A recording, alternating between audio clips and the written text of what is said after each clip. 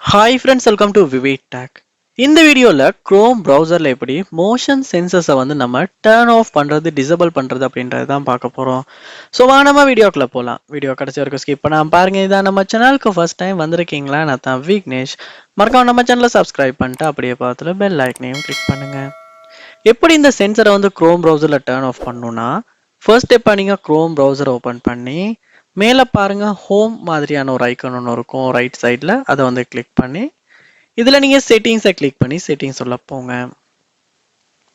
இப்போ நீங்கள் என்ன பண்ணுங்கன்னா கீழே ஸ்க்ரோல் பண்ணுவீங்களா இருந்தா உங்களுக்கு வந்து சைட் செட்டிங்ஸ் அப்படின்ற ஒரு ஆப்ஷன் பார்க்கலாம். ஸோ அது வந்து அட்வான்ஸ்ட் அப்படின்றது கீழே இருக்கும்.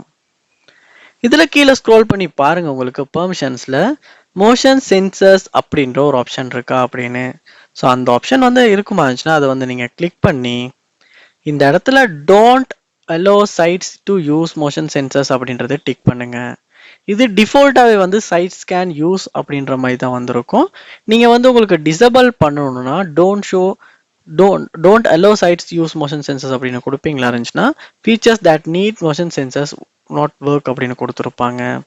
இதுக்கப்புறமா உங்களுடைய குரோம் ப்ரௌசரில் வெப்சைட்ஸில் வந்து இந்த மோஷன் சென்சர்ஸ் வந்து ஒர்க் பண்ணாது. இப்படித்தான் கூகுள் குரோம் ப்ரௌசரில் இந்த மோஷன் சென்சர்ஸை வந்து நம்ம டர்ன் ஆஃப் பண்ணுறது, டிசபிள் பண்ணுறது. ஸோ இந்த வீடியோ உங்களுக்கு ரொம்ப யூஸ்ஃபுல்லாக இருந்திருக்கும்னு நினைக்கிறேன்.